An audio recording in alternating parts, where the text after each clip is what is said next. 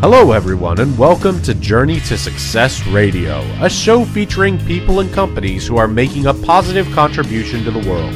This show will help you learn how to apply success principles in every area of your life so that you can make the most out of your skills and talents and accomplish more of your goals. To find out more about the show, please visit www.journeytosuccessradio.com.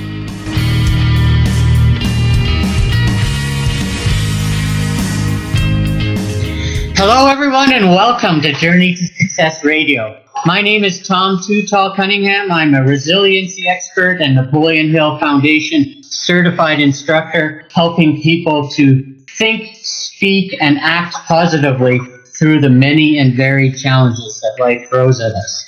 You can find out more about me and this interview at my website, which is Tom, the number 2, and Tall, TALL.com. I am very excited about our guest today, Peter Aceto. Peter is a globally recognized and respected business leader and change agent for leadership. His goal is to inspire unconventional thinking and transparency to deliver unparalleled results for employees, customers, and business. His career with Tangerine, formerly ING Direct, began in Canada over 18 years ago as a founding member of its senior leadership team. Prior to his current appointment as president and CEO in 2008, Peter held the posts of Chief Risk Officer, Chief of Staff, and Chief Lending Officer at ING Direct in the U.S., where he worked for nearly 8 years. He is the author of Weology. What a cool name. How everyone wins when we comes before me. He is globally sought out and recognized public speaker, social media leader, and blogger. I frequently, every time he posts on LinkedIn, I read the post and I share it. He's featured frequently in the Globe and Mail, Harvard Business Review, Forbes, and Huffington Post. All proceeds from the sale of Weology and related speaking engagements are donated back to Tangerine-supported charitable organizations. Welcome to the show today, Peter. Tom, it's really it's an honor to be on the show, and what an incredible introduction that was. You're making me blush. And before the air, I was remarking that of the presidents and CEOs of major banks in Canada, you seem to be very open, very approachable, and I really, really admire that.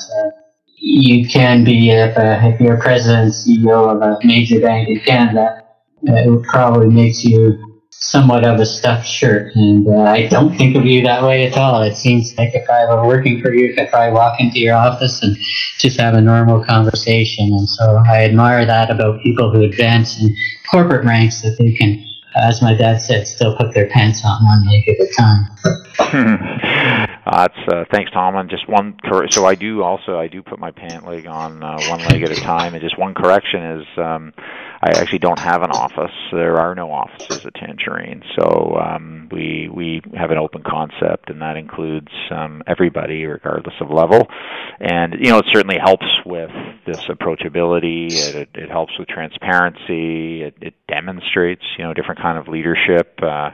I don't have my own parking spot in the building, so if I get in a little late because I drop my daughter off or my son off at school, I got to drive around just like everybody else. And again, I think for the same reasons that you mentioned, and it's certainly my view, and I'm sure we'll get into it, that I think the way leaders and CEOs maybe have behaved or been perceived in the past really is unsustainable. It really needs to change, and it seems unnatural to me. So, anyway. Excellent. Well, that leads me to emotional intelligence, where several times the higher a person rises in the organization, the lower their emotional intelligence, and the inspired by what's approachable, friendly, open to listening, and all the good things that happen there. But as they rise, that decreases cognitive agency and gets at the job. So let's talk about that. Profit and emotions in business. You hardly ever hear the word profit and emotions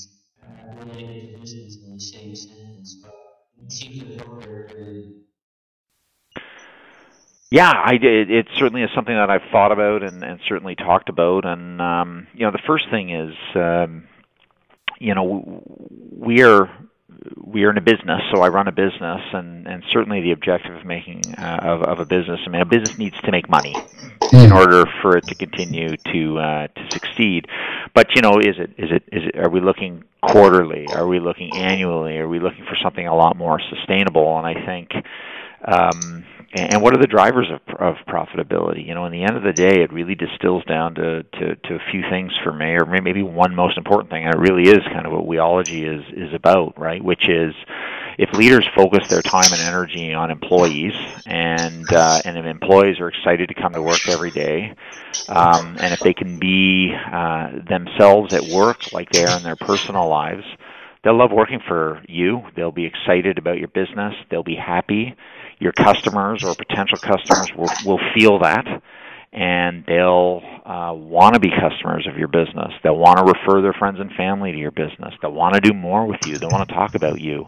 And at the end of the day, that will allow your business to grow and allow it to be more profitable. So being who you really are in the workplace and being authentic and that emotional intelligence you mentioned, maybe even a word that everyone would be able to comprehend is empathy. As empathizing with the people in front of you, whether it's a customer or whether it's an employee. I think these are sort of fundamental, really, to the type of leader I've wanted to be, and are talking about, and hoping others will embrace as well. Excellent. I love it. And now, also, people would think that someone who's of a lofty position like yours, president and CEO of UNITEC, one would think, or a lot of people would think that, right out of university, straight into the bank, and then just forward progression from there. But you've had an unconventional career path, and so talk about that and how you got to work at Tangerine. Yeah, I'd love to. It can be a short story or a long story, so I'll do the shorter version, and if you want to dig a little deeper, I'd be more than happy to expand on it. When I was the first in my family to go to university, and for some reason my parents left me with the impression I had very few choices, and one of them was to be a lawyer. So I worked really hard, and I went to law school, and I think that was a good educational experience for me. And when you're in law school, there's a path you're supposed to take, and you work hard, you get good marks, and you try and go downtown and work in Bay Street, and I did, and I tried, and I did, and but I felt in many ways it just didn't feel like me. The culture in a law firm, the way people interact with each other, just didn't feel natural for me. Didn't feel like a good fit. I was also law is very much a profession of specialization, and I was learning that I don't want to specialize. I'm a generalist. I like people and solving complicated problems and connecting people with customers in the business. So I wasn't really completely happy and aligned in what I was doing. And one day I was living with my father, or my parents at the time. My father and I went up to I get his winter tires put on or something along those lines, and quite by chance I met a gentleman named Arkady Kuhlman, who ultimately was the founding CEO of ING Direct at the time and Tangerine now. This was 19 years ago, and I was so taken by his vision for creating a bank that was going to be different and treat customers differently, and there would be no offices and no titles, and I was quite so taken by his vision and his passion that I basically tracked him down and asked him if he would give me a job, and I would do any job that he wanted me to do. After some convincing and badgering, he agreed to hire me, and he allowed me to be the lawyer. I was the 8th employee. And from that moment on, I've just been trying to learn from him and learn from others and stay ahead of the business and continue to develop and find myself in different situations and different experiences. experiences, so I can learn. So I think that was a moment where, certainly my parents didn't understand, and I was really concerned about making, a choice to join a startup that, no one knew anything about. But obviously for me, it was a very important decision. And I think throughout my career, I've taken chances along those lines with the goal of just gathering as many experiences as I can and learning as much as I possibly can. So fortunately, I've been able to do different jobs in different places and meet with lots of different people, good leaders, not so good leaders, and just try and keep learning along the way. Wow. I love the badgering and pestering part. Sometimes that goes along with getting a job.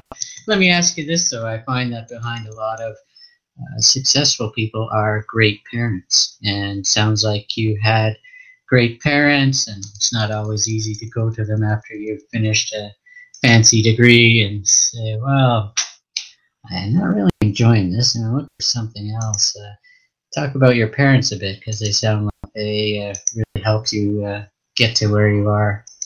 Oh, absolutely. I mean, I think parents have a big influence on who we are. Sometimes, for the good things they've done, and sometimes for the not so good things. And when I was young, my parents, they were great parents. I had a very good childhood, and they were helpful. And I think in the end of the day, some of the values that I have today, and some of the things that have made me a little bit different, really do come from those foundational times in my life. That being said, I think anyone has to grapple with, becoming an individual in the world and becoming free. You know what I mean? And that was certainly very difficult for me, particularly as it relates to my father. He wasn't very understanding of some of the choices I wanted to make in my life. So I really did have to, find my independence as opposed to being continually dependent, emotionally and with decisions. Was a tough time for me, but I think a very pivotal time. I think everybody kind of goes through this. So there's no doubt my family. My father's passed away probably about 2 years ago. My mother plays a very big role in my life today, and for all she's invested, I make sure she's invited to anything, so she can continue to be proud of her son.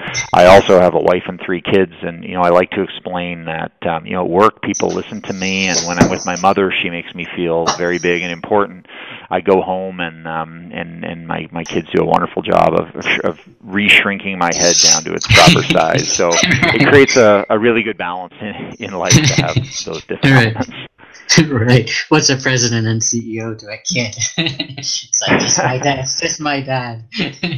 So let's talk about weology. I have a couple of books coming out, co-authoring with some people, and we're going through the process of coming up with a title. And when you came up with that one, you must have just smacked your head and like, wow, this describes it. So talk about what it is. What is weology? Because it is certainly a unique concept and an interesting title. Yeah, well, thank you. And when the idea of writing a book came up, I was in the spirit of trying new things and gathering experiences, and I enjoy talking about leadership. I thought it was a really interesting idea to share a bunch of philosophies and ideas, some of which I've learned, some of which I have evolved, from others who have come before me. This was a wonderful medium, right, and a wonderful opportunity to do it. And as I had someone help me write, because I am a full-time business person. I've got to run our business and continue to grow, and I've shareholders and those types of things. So writing a book needs to be sort of a side project, and mostly in my personal time. So I got a little help from a writer named Justin Kingsley, who was fantastic and super helpful. And as I shared these stories and philosophies, together we sort of crafted a framework for the book that came up with this concept of weology. In many ways, I tell a story early on in the book about Muhammad Ali, and he's obviously a very influential person, and a speech he did at the University of Harvard, and when asked to say a poem, he said, "We, me." That was it. Not a lot, and I think other people are aware of that. But when I think about the common thread about how we've run this business and some other very successful businesses of the past and of the present that really have a culture where we is first, where the team is first, but also creating room inside of that for the me to grow and to thrive. And I will tell you, one of the reasons why I've had some of the success that I've had, and I got lots more journey ahead of me and lots more learning to do, is being really team oriented, putting the company and my teammates ahead of myself, but at the same time, having the room to try and learn and make mistakes and learn from them. So when you put it all together, it really is in many ways an ideology of leadership, hence the ology, all right? So weology, and so I'm certainly very excited about what weology stands for, and the book is just filled with stories and experiences and observations about where this concept has been successful in building businesses and building sustainable businesses where employees love to come to work every day, where they give you every bit of the discretionary effort that they have to offer every day, and how, in the end of the day, the clients feel that, and businesses get to grow, and it really can be a win-win.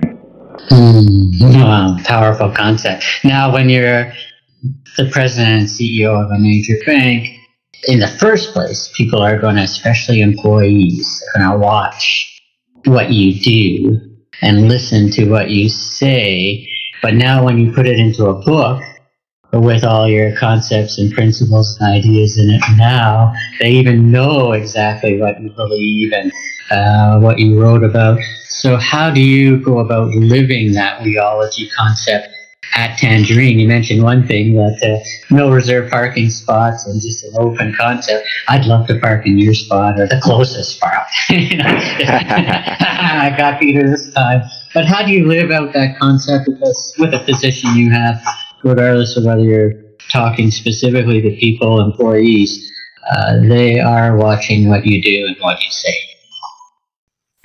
Yeah, and I mean, certainly one key message that I would share with any leader or someone who aspires to be a leader is we are constantly being watched, right? Our people are watching us. The outside world today is watching us because everything we do is transparent and shareable. So and that's why authenticity is so important, right? I mean, if you're faking it, it's pretty hard to be consistent day in and day out. If you are choosing a company or choosing a culture or choosing how you behave, it needs to be authentic. I can tell you a story from very early in my career, which I think had it was simple, but it really had a big impact on me, is, you already heard the story about how I was a lawyer and you're supposed to dress a certain way and behave a certain way and write emails in a very formal way. And then when my early days at ING Direct, as I said, now Tangerine, I was very formal in my communications. I was quite formal in how I dressed. I was, not allowing connection. And one of my mentors said to me, "Hey, Peter, I know you as a person. I know what you love. I know about your wife. I know about your passions, and I know about your parents, and I know about your difficulties. If you're trying to be someone else every day, if you're trying to be what you think other people are expecting from you, it's not authentic. People will not follow someone who is trying to be perfect because they know they're not telling the truth. Be yourself. Don't be afraid of being authentic, and you will find that people will want to work with you more and more." And for me, that was a time that was maybe one of the most influential game changers in my life, where I could come to work every day and I could be me and I could share who I really am. And that allows for connections between people, and that's where the we can really be magical. If you create a safe place where you can really be authentic and really be yourself, that's when you get connections, you get trust, and teams can accomplish great things. So not having having an office makes me feel uncomfortable. Having a private spot when someone else who doesn't, and it makes me feel uncomfortable. I don't know. It's something in my value system. So it's natural for me. When we make a business decision that maybe we don't communicate well, and our frontline people have to talk to angry customers, right? I mean, it doesn't make me feel good, so I talk to angry customers too. I read their emails, I interact with them on Twitter, I take phone calls myself, and I'll have conversations with our frontline people to learn about what we've done so that we don't do it again. So I think this is very natural to me, and in order for it to be sustainable, we need to hire people who have those values and who walk that talk every day. So I'd like to think that my senior team behaves the exact same way. And they're okay with not having their title on their business card. They're okay with looking for a parking spot just like everybody else. So I think authenticity is really the key, and creating a culture and environment where people can truly be themselves allows for that connection and that trust, and makes walking the talk really easy every day. Wow. You got me wanting to work at Tangerine Bank.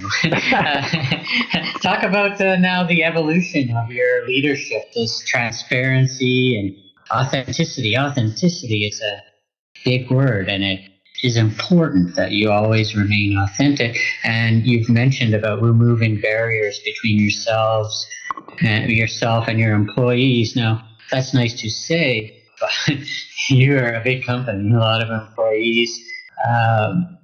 Talk about the importance of that, of being open to your employees and approachable when your time constraints must be enormous at the same time. So it's not something you can just say, but you actually have to do.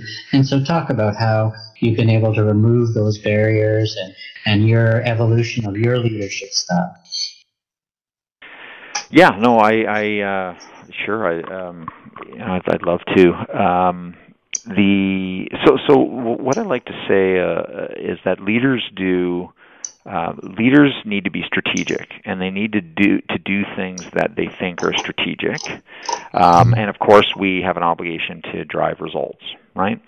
So if you genuinely believe that maybe one of your most valuable assets as a company is the culture, right? And you really do believe that that is an important driver of success, and if you really do believe it's strategic, then you find time to do strategic things. So breaking down these barriers, fostering an environment where people can be collaborative and authentic and be team-oriented and be before me. If you believe it's strategic and it drives results, which, by the way, studies show that companies that are successful over the long term have highly engaged employees, and highly engaged employees give all the effort that they can because they love their teammates and they love their company and they believe in the purpose of the organization. So I guess long answer, trying to make it short, is it's strategic. I've got to find time. And when other things that are more tactical are getting in the way, I've got to find ways to spend my time on the things that are important, and these are them. Now, I also really need to say that, in Weology and what you and I are talking about today, I think they're aspirational. I think that we're probably well on our way there, but we're not perfect, and we're still making mistakes, and we're still trying to get it better, and sometimes the way we're structured doesn't allow it, and we need to fix it. So I will always have this conversation with new hires. So, for example, I meet, whenever we have a class of new hires, I'm always one of the first people that they meet with as a group, and I tell them what our goal is and our aspirations are, and that it should be that way 9 times out of 10, but the goal is to get it to be 10 times out of 10. Wow. Yes. Not just a part-time initiative, but a full-time initiative all the time.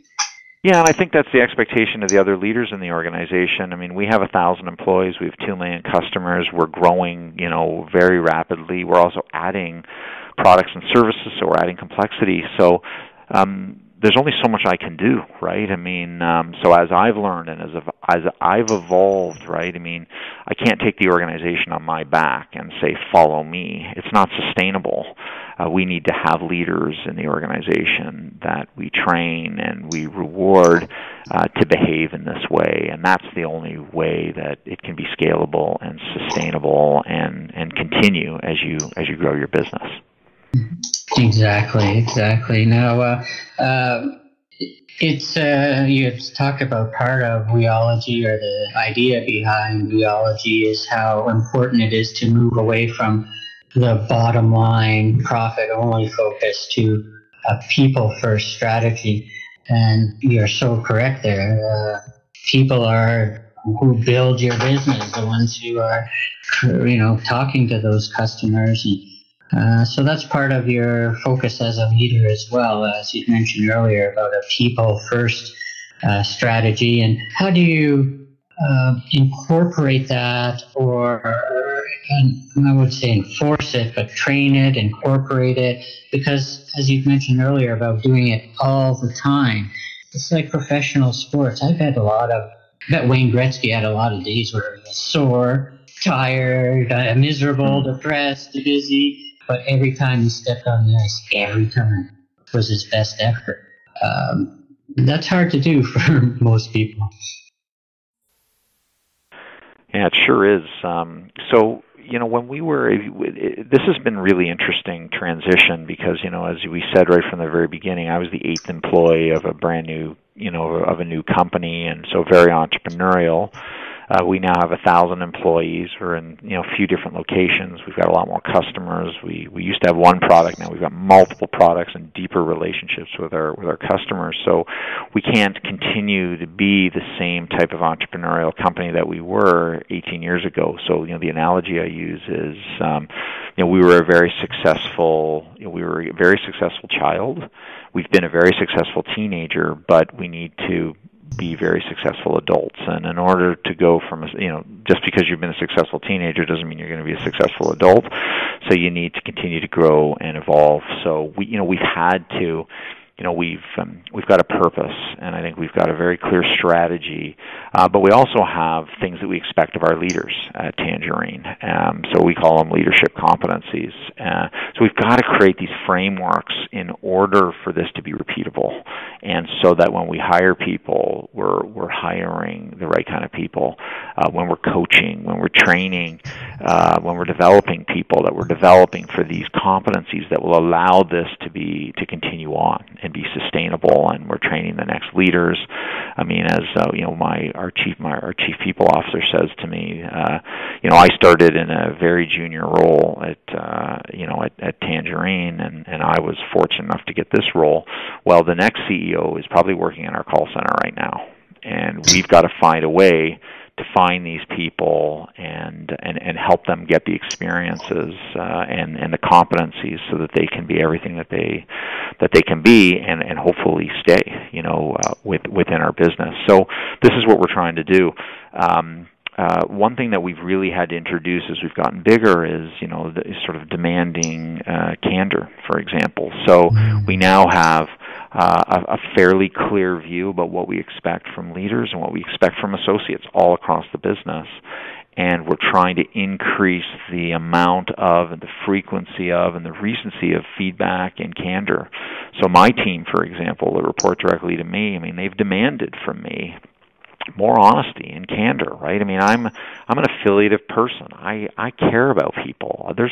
I love people, and I care deeply for people that I work with, which sometimes makes it very difficult to give them difficult news, and that doesn't help them, and it doesn't help the business. So certainly, building a framework and an accountability around candor and openness and honesty, along with some clarity about what's expected from people, is the thing that's really allowing us to make this sustainable. Wow, I love it. And now let's, for our last question, for people who are not customers of Tangerine Bank, Tell us why they should consider it. You seem like it's a great organization, great people, great leader, but not everyone is as familiar with Tangerine as the big 4 or 5. But let people know why they should at least consider becoming a customer of Tangerine Bank. Yeah, well, it's not very often that you get point blank asked that question. Sometimes you have to find a way to work the answer to that question in on your own. So thank you for asking it. Look, the purpose of Tangerine and the reason why I joined 19 years ago is because we were building a company that we were going to help Canadians live better lives. We were going to help empower Canadians to take control of their financial lives. And look, there's a very high correlation between being in control of your financial life, having less debt and more savings, and being happy. And I think that's why I get up for work every day. All of our employees, that's what we're trying to do every day. We've built the products from a fee perspective, from an interest rate perspective, that are some of the best in the country. We've built an experience for people that, in our view, is the best, and we just recently won the J.D. Power award, which proves that we're the best in our class from a customer experience perspective. And I think that goal and what we're trying to do is very altruistic and which is exciting for me, and I think people should feel very confident and would want that as well. We've done lots of studies that show that Canadians are struggling with taking control of their financial lives, and I think Tangerine is a place that really wants to help them do that. And if they do feel empowered, they do take control of their financial lives with our products and our fantastic people, you'll end up with more money in your pocket in the end of the day, and you'll be less worried about the financial parts of your life. So sure, we can talk about products and fees and all those types of things. I mean, we're really proud of those, but for me, I think it's really that more fulsome picture of how we can really help people live a healthy financial life. Wow, and in the end, that's what a bank should be about. Yes, great products, great rates, great services. Everybody's got that. But when you can really get to the heart of people and help them live a less stressful life, to manage their finances better, when you can do that, you've affected a lot of areas of a person's life other than just their finances. And when that is your purpose, and you have the competitive products and services, you're going to be a hands-down winner, and I think you're getting there already, so congratulations. When is this book going to be out? Well, the book officially launches on September 22nd. It's available right now online for pre-order. But yes, it'll be available in stores on September 22nd. This is the first book I've written. It was such an incredibly enjoyable, somewhat difficult process, and I think for me, when we open the book, on the inside cover, on the front and the back, are pictures of the many employees that work at Tangerine, the people who share my passion for our clients and for their teammates. And for me, that's also, that's the we in the story, right? And you can actually see these people, and I'm certainly excited about that. Yeah, it's exciting when you launch a new book. I was on Chapters earlier today and saw the picture and the pre-order. September 22nd, I think, was the date. And so excellent. It's going to be a great book for business leaders, business owners, senior executives, but as well, it's going to kind of really open up your heart and the heart of the people at Tangerine Bank. And, I think that's very important. Not as many people know about you, but more people should know about you. And so I'm excited about it. Thanks, Tom. I agree with you. Actually, when we talk to our customers are very loyal. They're not sure when they first try us, but then we prove to them that what we're saying is actually absolutely true. So really, our goal now is to make sure Canadians understand that they have this choice, and we're certainly seeing that the business is growing, very significantly over the last few years, which is wonderful. And I encourage people, please, try it out. Go see one of these, one of your portable offices. Talk to someone. I'm doing the same. Thanks very much, Tom. I switched from one bank to another. The other was poor service and policies we don't like. And so my wife and I, in the last couple of weeks, said, okay, we got to look at some different options, and yours was on the top of the list. So other Canadians, other people who are listening, give it a try, at least, especially if you're not happy with your current bank.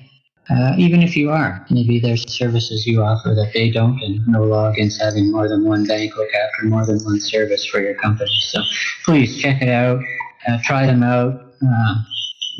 They seem and are really different than probably what you've experienced with any other bank you've dealt with.